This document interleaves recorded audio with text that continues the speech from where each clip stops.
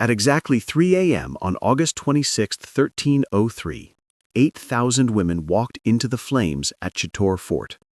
The fire rose 30 feet high, glowing orange across the Rajasthan plains. Inside the fort, women aged 13 to 60 moved in order toward the special pit. They wore their best silk saris and heavy gold jewelry, not for joy, but because soon their bodies would be only ashes. The drums beat a slow funeral sound as the first group stepped forward. Mothers held their daughters' hands. The queen led the way, head high, even as tears ran down her face. This wasn't panic, it was planned. 8,000 women had agreed together. Burning alive was better than what was waiting when the fort fell. The youngest girls went last, carried by mothers, some too young to know why women around them sang death songs. The fire ate silk and skin the same way. How did life become so cruel that burning alive felt kinder than living? Why did history make women's lives so hard that death was mercy? To understand this, we must look back through centuries of pain, starting with the small daily tortures that killed women slowly. The factory whistle screamed at 5 a.m., and Mary had 3 minutes to lace her corset tight enough to keep her job. In Manchester's cotton mills in 1847, women faced a new level of pain. Owners demanded 18-inch waists, not for beauty, but so women could squeeze between machines, clearing cotton and grabbing bobbins. Mary pulled the laces until her ribs bent. Breathing became work. The foreman, Mr. Hartwell, walked with a tape measure. Over 20 inches meant less pay. Over 22 meant you were fired. Mary saw Sarah Collins faint yesterday. Her lips turned blue from lack of air. The machines kept moving. Sarah was dragged aside and replaced within minutes. Women worked 14 hours in corsets that crushed their insides. Ribs bent into shapes like question marks. Lungs worked at half power. Here's the truth. Victorian torture was legal. Women's wages went straight to husbands or fathers. Mary earned 6 shillings a week, but never touched it. Her father collected it, often drunk from money taken in advance. The corset wasn't just clothes. It was a cage of metal and whalebone, just like the laws trapping women. And that was only the start of their pain. The machines were deadly too. Loose hair meant scalping. Long skirts meant being pulled inside. Last month, Lucy Morrison's skirt hoops caught in the gears. The metal pulled her body in. The engine couldn't stop in time. Her body was torn, parts found on 3 machines. The owner even took cleaning costs from her last pay. Dr. Benjamin Ward Richardson wrote in 1887 about the disaster.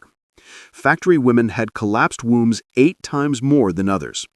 Crushed organs meant stomachs stopped working. Tight breathing caused fainting. Fainting caused accidents. Accidents caused death. About 3,000 women died each year from what doctors politely called industrial exhaustion. But it got worse. The Factory Act of 1844 limited women's work to 12 hours, but owners cheated. Cleaning time didn't count. Prep time didn't count. Women came at 5 a.m. and left after 9 p.m. The real hours were hidden. The cotton powder had lead. Women breathed it for 14 hours while corsets stopped them from coughing. Their lungs filled with poison. Then came fires. New York's Triangle Fire would later shock the world, but England had its own earlier. Owners locked doors to stop theft. That also stopped women from going outside. In 1854, at Hutchinson's Mill, a fire killed 43 women trapped by doors. Their corsets stopped them from fitting through windows. Mary lasted 6 years in the mills. She died at 22 from mill fever, really lung failure from dust and lead. Her father took her death money, 2 shillings. The factory record noted her 18-inch waist as satisfactory until termination. If Victorian women thought factory life was hell, they didn't know what medieval women faced when even religion turned against them. Catherine of Siena weighed only 68 pounds when declared a saint, her bones showing through skin. In 1380, the church called her holy beauty hunger. Girls across Europe noticed. To escape marriage, avoid assault, or be taken seriously, they starved for God. Catherine ate only communion bread and pus from the sick. She called it feasting on Christ's pain. Convents became contests of starvation. Sister Columba of Rieti ate only communion for 7 years. Nuns weighed her, cheering every pound lost. Angela of Foligno drank water used to wash lepers' wounds. She said the scabs tasted as sweet as the Eucharist. The Church published these stories as role models, and then bishops made rules for holy anorexia. The body had to show signs. No periods meant virginity. Sharp bones showed rejection of desire. Fainting during prayer meant holy joy. Doctors were banned from helping. Forcing food was called sin. Parents who fed starving daughters risked excommunication. Priests wrote details of the suffering.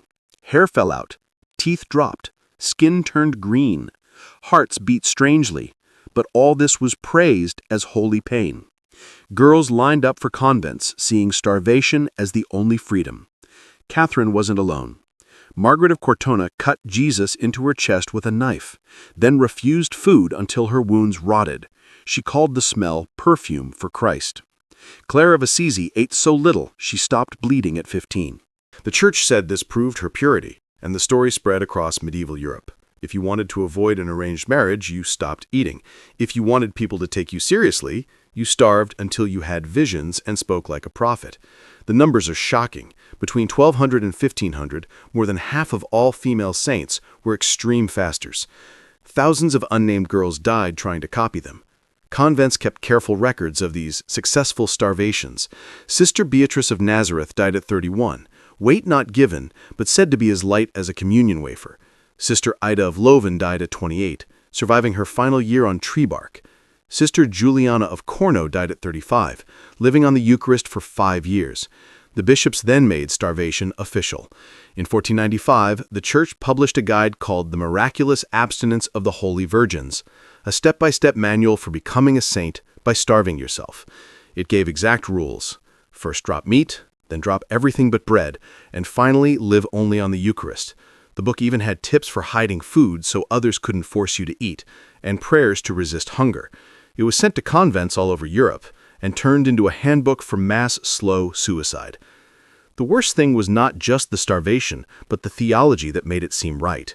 Women's bodies were called sinful by nature. Eve's appetite had supposedly ruined mankind, so female hunger was seen as dangerous. By beating their hunger, women could partly make up for original sin. This idea wasn't fringe. It was taught from pulpits everywhere. Girls learned that wanting food proved spiritual corruption. While nuns starved for God, other women were burned for crimes dreamed up by neighbors. Sarah Good's neighbor said, "I dreamed she flew through my window as a yellow bird," and the judge believed it. In Salem, 1692, dreams became death sentences. The court accepted spectral evidence. If you showed up in someone's nightmare, you could be hanged. Sarah, a homeless beggar with a 4-year-old, was an easy target. Poor women always were. The math was simple. Accused witch's property got seized and handed out. Sarah Good had nothing, but Sarah Osborne had land. Rebecca Nurse had holdings. Suddenly, any woman with property could end up in someone's convenient nightmare. Ann Putnam Jr., only 12, became Salem's biggest dreamer and testified against 62 people. Her father somehow gained 3 new plots during the trials. Listen to the twisted logic. The court said the devil could not take an innocent person's form, so if someone saw your specter, you had let the devil in. The only way to prove you were innocent was to confess. Those who confessed lived. Those who insisted on innocence were hanged. Sarah Good refused to admit crimes she did not do. Dreams were just the start. Physical exams were insane. Women were stripped and checked for the devil's mark, any mole, birthmark, or odd skin spot.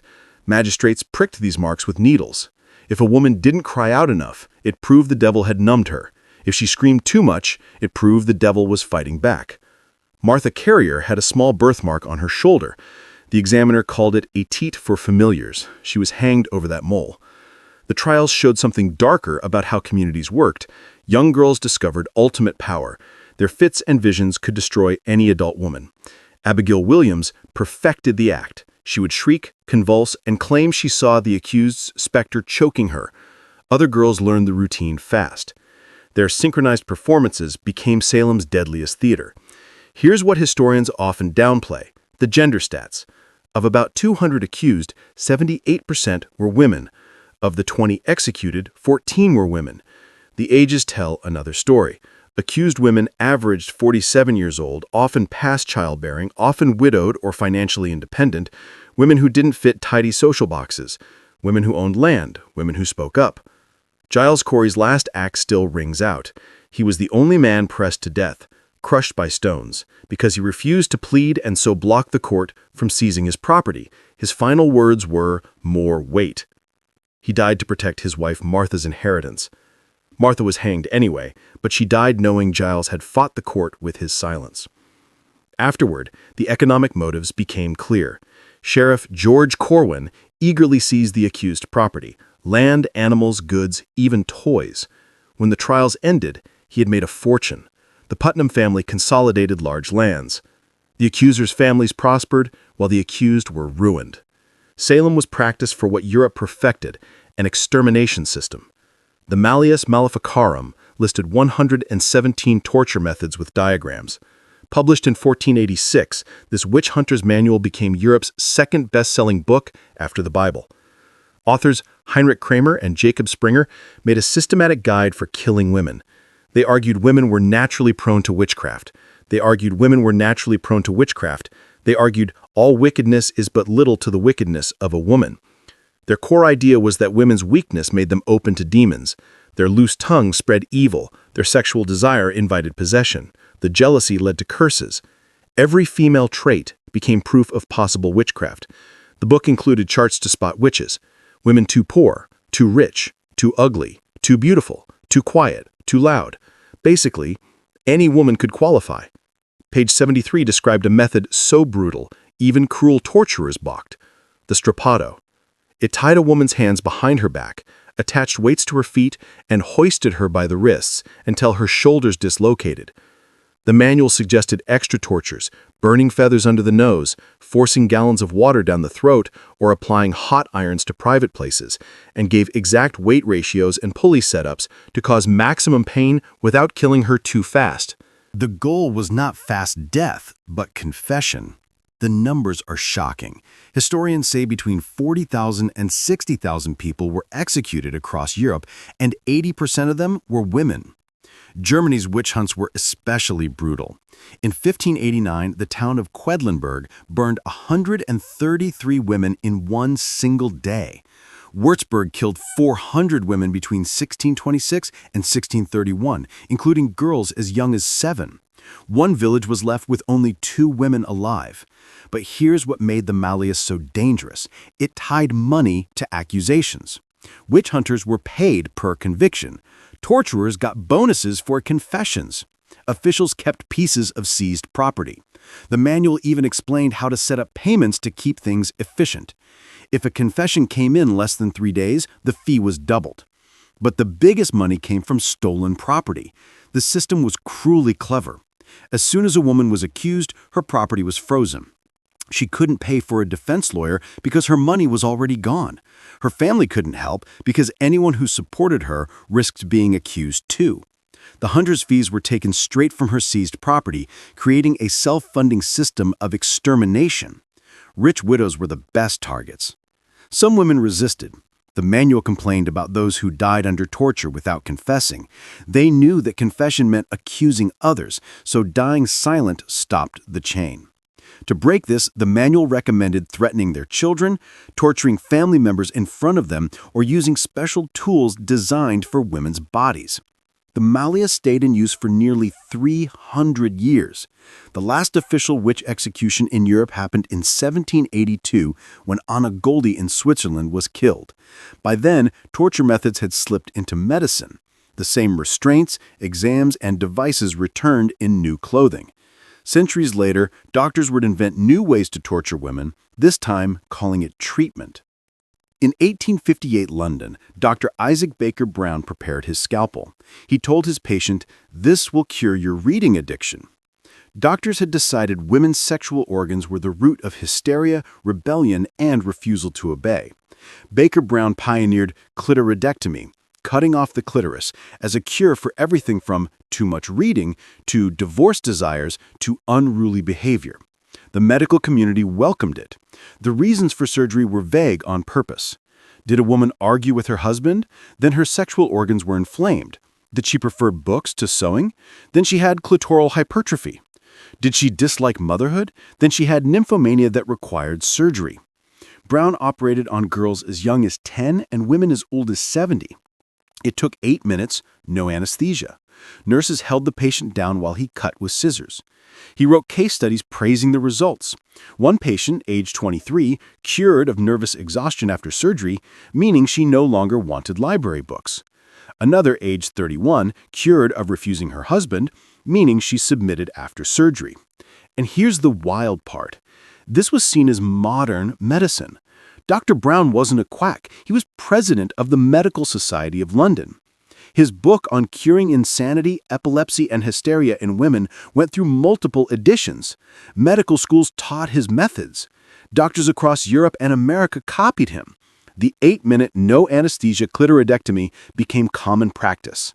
But that wasn't the only weapon in medicine's war on women. Dr. William Godel perfected the normal ovariotomy, removing healthy ovaries to cure mental illness. His idea was simple. Ovaries cause women's emotions, so remove them and you cure hysteria. He performed hundreds of these surgeries and charted improved temperaments in survivors.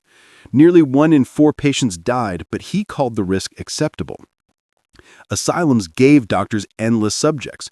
One male signature could lock a woman away for life. Husbands used this to get rid of wives. Elizabeth Packard found out when her husband signed the papers while she slept. She woke up in an asylum accused of religious excitement and novel reading. Her real crime was disagreeing with her minister husband. She spent 3 years locked up, secretly writing notes on the horrors she saw. She documented ice baths that lasted until women fainted, nasal force feeding that tore throats, restraint chairs that cut off circulation, spinning boards that made women vomit blood, and tranquilizing chairs that froze them in place for days. Doctors wrote down which methods worked fastest to make women obedient. Money fueled it. Asylums were paid per patient by families or parishes. Long stays meant steady income. Cures meant lost profit. Dr. Thomas Kirkbride even designed asylums with high walls, barred windows, and remote locations to prevent escape. His blueprint spread across America. By 1880, more than 100,000 women were institutionalized, often for reasons like political excitement or suppressed menstruation. But even medical torture looked small compared to what revolutionary France did to women who dared demand equality. On November 3, 1993, Olympe de Gouges faced the guillotine. She had written the Declaration of the Rights of Woman and of the Female Citizen. Her crime was believing women should share in liberty, equality, and fraternity. She argued that if women could be executed equally, they should also govern equally. Crowds gathered early at the Place de Révolution.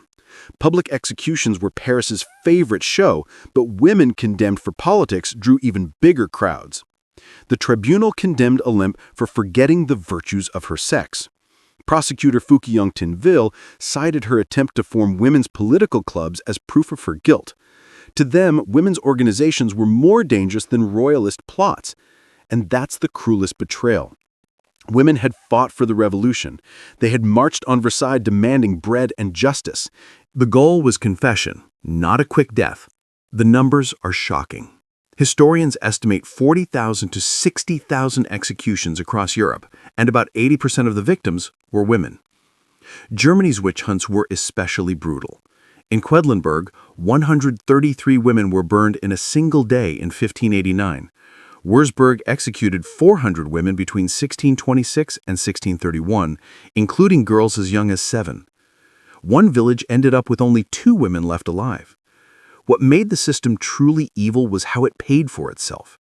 Witch hunters were paid per conviction, torturers got bonuses for confessions, and town officials kept parts of seized property.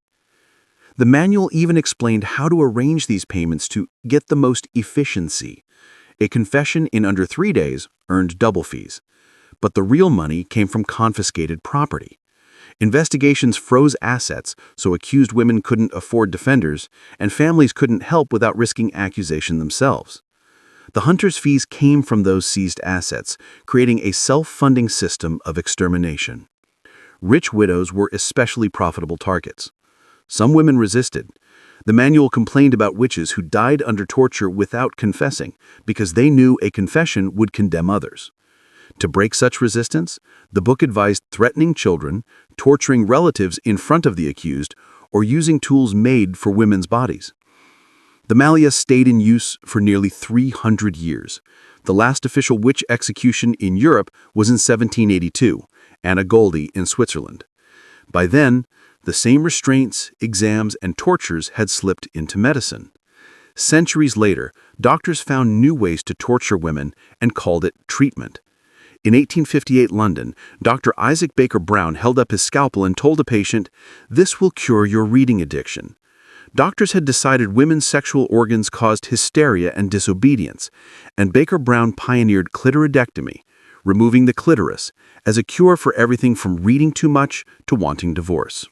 The medical world welcomed it. The reasons for surgery were intentionally broad. Did she argue with her husband? Then her sexual organs were inflamed. Did she prefer books to needlework? Then she had clitoral hypertrophy. Did she resist motherhood? Then she had nymphomania. Brown operated on girls as young as 10 and women up to 70. The procedure took 8 minutes with no anesthesia. Nurses held women down while he cut with scissors. He published case studies claiming success. A 23-year-old cured of nervous exhaustion and no longer wanting library books. A 31-year-old cured of refusing her husband and becoming submissive. And here's the insane part. This was modern medicine. Brown was not a quack. He was president of the Medical Society of London. His book on curing certain forms of insanity, epilepsy, catalepsy, and hysteria in women went through multiple editions. Schools taught his methods and doctors across Europe and America copied them. The 8-minute no-anesthesia clitoridectomy became common. But this was only one tool. Dr. William Goodell perfected the normal ovariotomy, removing healthy ovaries to cure mental illness. His logic being that ovaries caused emotions, so remove them to cure hysteria. He performed hundreds of surgeries, charting improved temperament in survivors, and accepted a nearly 25% mortality rate as part of the cure. Asylums provided endless subjects. One signature from a male relative could lock a woman away for life. Husbands used this to dispose of inconvenient wives. Elizabeth Packard learned this when her husband signed papers while she slept, and she woke up inside an asylum accused of religious excitement and novel reading. Really, she had disagreed with her minister husband. She spent 3 years fighting for release, secretly noting horrors: ice baths until women fainted, nasal tubes that shredded throats during force feeding, restraint chairs that cut off circulation, spinning boards that made women vomit blood, and tranquilizing chairs that immobilized them for days. Doctors carefully recorded which methods most quickly forced feminine obedience. Money fed the system. Asylums were paid per patient by families or parishes, so long terms meant steady income, and cures meant lost profit. Architect Dr. Thomas Kirkbride designed asylums with high walls, barred windows, and isolated locations to prevent escape. His blueprints spread across America. By 1880, over 100,000 women were institutionalized, often for political excitement or suppressed menstruation. Yet medical torture paled next to revolutionary France's cruelty toward women politically active. On November 3, 1793, Olympe de Gouges faced the guillotine for writing the Declaration of the Rights of Woman and of the Female Citizen, arguing that if women could be executed equally, they should govern equally. Crowds gathered early at the Place de la Revolution, public executions were Paris's entertainment, and women condemned for politics drew special fury. The tribunal accused her of forgetting the virtues of her sex, and prosecutor Fouquier Tinville blamed her attempts to form women's political clubs, seeing those clubs as a greater threat than royalist plots. Women who had marched for the revolution, storming the Bastille, donating jewelry to fund armies, knitting for soldiers and rolling bandages, were betrayed when they asked to vote, to divorce abusive husbands, or to control property. Olympe's last hidden pamphlet read, "Woman is born free and lives equal to man in her rights. Social distinctions can be based only on common utility." Those simple words signed her death warrant. The government closed women's political clubs days before her arrest, the Jacobins declared women's political action a violation of nature itself, and Robespierre insisted women belonged at home raising citizens, not making them. Other women suffered similar fates. Ménine Roland went to the scaffold for hosting salons and died shouting, "O liberty, what crimes are committed in thy name?" Charlotte Corday was executed for killing Marat, but her real crime was acting politically while female. The artist who painted her severed head noted the executioner slapped it, a final insult reserved for women who stepped outside prescribed roles. The revolution did more. It passed laws to control women. The 1922 Divorce Law, once progressive, was changed to stop women leaving abusive marriages easily. Property rights that briefly let women control dowries were rolled back. Women were forced to wear cockades to show loyalty, then arrested for wearing political symbols. Execution crowds reveled in sexual humiliation, obscene songs, sexual threats at women on the scaffold, pornographic pamphlets about supposed perversions, and press descriptions that focused on breasts and genitals instead of politics, all meant to warn other women that political activism led to sexual shame and death. After Olympe's execution, the government banned women from political meetings, limited gatherings to 5 people, forbade petitions, and barred women from speaking at political events. The revolution that shouted universal rights excluded half the population, and French women would not win the vote for another 150 years. A century later, fascist Spain perfected punishment by targeting children. In Franco's Spain, 1943, nuns told Maria, "Your baby died," while mothers could hear infants crying next door. The regime stole children from Republican mothers, declaring them unfit to raise Spanish citizens and placing babies with proper nationalist families. Dr. Antonio Vallejo Nájera, Franco's chief psychiatrist, claimed Marxism was a mental illness passed through mothers and labeled Republican women carriers of a criminoid gene. The fix was to take children at birth and give them to ideologically pure families to preserve Spain's racial hygiene. Historians estimate 300,000 children stolen between 1936 and 1990. The details are cruel. Nurses showed mothers frozen corpses as proof of death, forbade visits to graves, drugged women in labor so memories were fuzzy, and had adoption papers signed before birth. The Patronato de Protección a la Mujer monitored young women for moral deviance, wearing pants, smoking, reading foreign books, or voicing opinions, and removed girls from insufficiently Catholic families for redemption programs amounting to forced labor in convents while nuns arranged quick adoptions. Women endured virginity tests, even elderly mothers and those with many children. Guards forced prisoners to sing fascist hymns naked, shaved heads with patterns marking them as Reds, and gave castor oil to cause diarrhea while denying toilets. The Protection Board even ran a point system. Mass attendance earned points, informing on others earned more, and sexual submission to guards earned the most, though never written down. Women who collected enough points might see children in supervised visits. Those who refused lost all contact. Some women lived decades playing the system, never knowing their children had been adopted days after birth. Carmen Marquez discovered the truth 40 years later. Her supposedly dead daughter had lived 3 blocks away, adopted by neighbors, who paid the clinic. Carmen had passed her on the street for years. The Stolen Children Network involved doctors falsifying death certificates, priests altering baptism records, nuns running trafficking rings, and officials creating false papers. The system lasted until 1990, shifting from political punishment to profit, with poor women told their babies died and rich families getting healthy infants, all coordinated by the church and state. But the Nazis would industrialize female destruction in ways Franco couldn't imagine. In concentration camps, doctors treated women like lab animals. Dr. Karl Klauberg and others forced wounds and infection tests, cutting and inserting glass or wood, sewing up injuries, and watching infection spread to study contamination for the army. Polish resistance member Władysława Karlinska, 19, was selected in 1942 for these experiments. Doctors called prisoners rabbits, creating battlefield-like wounds, inserting foreign objects, glass, splinters, dirt, cultures, sewing them up, and documenting how infections developed, returning survivors for more surgeries, and breaking bones to test healing, all in the name of research. The doctors severed nerves to observe paralysis, removed muscles to study adaptation, and turned women into living medical textbooks. Prisoners secretly compared scars during whispered meetings, realizing their bodies were being used as experiments. Ravensbrück was uniquely horrific because it was built for women, with the entire medical blocks dedicated to sterilization. Dr. Karl Klauberg injected caustic chemicals into wombs, recording which mixtures destroyed fertility fastest.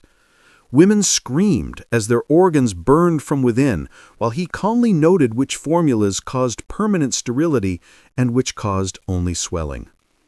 But in this place of horror, women still resisted. They began stealing gunpowder, grain by grain, from the munitions factory. It required unbelievable coordination, each woman hiding tiny amounts beneath fingernails, in hair, or tucked in mouth corners. French prisoner Violet Sabo organized the effort despite torture that left her unable to walk. The women stored the stolen powder in hollowed-out shoe soles. Even those who had been mutilated in medical experiments joined the sabotage. Zofia Kowalska, with both legs ruined, stood watch. Maria Grabowska, half paralyzed, signaled warnings with small hand gestures. They knew discovery meant death, but their bodies were already destroyed, so they risked everything. In October 1944, the uprising came. The women smuggled enough powder to Auschwitz-Birkenau, passing it to the Jewish Sonderkommando, prisoners forced to run the gas chambers. With it, they blew up Crematorium 4, killing several SS guards and destroying part of the killing machinery. The explosion sent a message: even in hell, resistance lived. The Nazi response was swift, but the women did not break. Under torture, none revealed the smuggling network. Rosa Robota, Ella Gertner, Esther Weitzblum, and Regina Saphir-Stein were hanged publicly for their part singing resistance songs on the gallows. Medical experiments continued, but now doctors faced sabotage. Prisoners switched charts, spoiled cultures, and broke equipment when they could. When liberation came, Soviet soldiers found 7,000 survivors at Ravensbrück, many crippled for life. The rabbits testified at Nuremberg, showing their mutilated bodies to the court. Dr. Gebhardt was executed, but most experimenters escaped justice. Survivors formed networks, supporting each other through ruined health. They called themselves Ravensbrück warriors, not victims. But liberation carried new horrors. In Manchuria, August 1945, Soviet occupation brought another kind of violence. Yuki's father bowed before a commander, offering his 14-year-old daughter in exchange for sparing the rest of the family. Wearing her best kimono, Yuki trembled as her father sacrificed her body to protect her sister. The phrase, "comfort women," hides the reality. These were not prostitutes, but girls handed over by their own families. Communities selected who would be given up, using cold logic. Older daughters already damaged, pretty girls to satisfy more soldiers, or simply whoever was judged strongest. Villages drew up rotation schedules, pretending these were comfort stations rather than rape centers. Historians estimate 10,000 Japanese women and girls were assaulted in Manchuria by Soviet troops, many as young as 13. But the numbers hide the cruelty of family involvement. Unlike random conquest rape, this was organized sacrifice. Neighbors met to choose which daughters to surrender. Yuki's younger sister Ko, just 11, watched her father return alone that night. The family never spoke of Yuki again. Her name was erased, her belongings vanished. Every family on the street had done the same. The Yamadas gave their eldest daughter. The Watanabes gave 2. A widow Sasaki was declared communal property. The system's cruelty lay in the fact that it came from within. No Soviet soldier forced Yuki's father. The Japanese community itself built this system, convincing themselves that sacrifice would reduce violence. They were wrong. Soldiers took the offered girls and still attacked others. But the illusion of control kept families obeying. By morning, 17 girls had vanished. The designated buildings became processing centers for human sacrifice. Community leaders enforced hygiene rules, not to protect the girls, but to keep soldiers free of disease. They disposed of bodies when children died from injuries. They brought in doctors for abortions on pregnant girls, keeping the system running. Some resisted. Women shared suicide methods, teaching each other which pills killed quickly, how to knot kimono belts for hanging, or where to cut veins for fast death. They warned new arrivals which soldiers were most violent. They created distractions to help a few escape, though escape brought shame and rejection. Communities enforced silence. Better to die honorably than return home defiled. The occupation lasted until 1946, but the scars lasted lifetimes. Survivors returned to exile in their own homes. Families refused to acknowledge them. Marriage was impossible. Many ended their lives years later, unable to bear the memories and rejection. Others lived in silence, never telling their stories. And this circles back to Chittor, where 8,000 women chose fire rather than endure what conquerors would do. Every woman in your bloodline faced 5 near-death trials: childbirth, disease, violence, famine, and systemic murder. Think of that calculation. Your great-great-grandmother survived childhood illnesses that killed half her sisters. She lived through childbirth when death in labor claimed nearly half of mothers. She escaped violence that struck 1 in 3 women. She outlived famines that starved daughters first. She wasn't accused of witchcraft, not locked in an asylum, not forced into sacrifice. Multiply that across 10 generations, about 300 years, and the survival odds are staggering. Each woman had to live long enough to... She had to reach reproductive age, give birth, and raise at least 1 daughter to adulthood. If every generation had only a 50% chance of survival, then the probability of you existing today would be 0.5 to the 10th power, about 0.1%. But survival rates were often far worse. The Black Death alone could have ended your line a dozen times over. Then think about localized disasters, witch hunts that wiped out 90% of women in some German villages. If your ancestor lived there, she was in the rare 10% who escaped. Maybe she was too young, maybe too well connected, or maybe just lucky. But she lived when statistics said she should have died. And here's the most shocking fact. Every woman in your lineage survived every single horror we've talked about. When Victorian factories poisoned women with lead, your ancestor either avoided those jobs or endured the poisoning and lived. When convents turned starvation into holiness, she found enough food to keep going. When witch hunters searched for victims, she slipped past suspicion. When armies invaded, she escaped, endured, or rebuilt afterward. When doctors used women as experiments, she wasn't chosen. When communities demanded daughters for sacrifice, she wasn't picked. Their strategies were varied, but shared one thing: survival. Women built secret information networks, whispered warnings, stashed food, created escape routes, taught each other codes in lullabies and fairy tales. They became experts at survival in hostile worlds. But survival carried unbearable costs. Women learned to act submissive in public while resisting in private. They made strategic marriages with dangerous men for protection from worse ones. They abandoned some children to save others. They betrayed friends to protect families. They made choices modern minds can barely comprehend. And now we return to Chittor. The flames had been burning for 6 hours when the last group approached. These were the grandmothers, some cradling infants whose mothers had already entered the fire. The pyre still roared, consuming thousands. The Rajput women had planned carefully, enough wood for full cremation so no soldier could touch their remains. Padmini, 67, led them. She had organized everything: the wood stockpiles, the procession, the order of entry. In her arms she carried a newborn grandchild, sleeping under the effects of opium to prevent crying. Around them, the fortress walls shook under Alauddin Khalji's attack. The defenders were falling. Time was running out.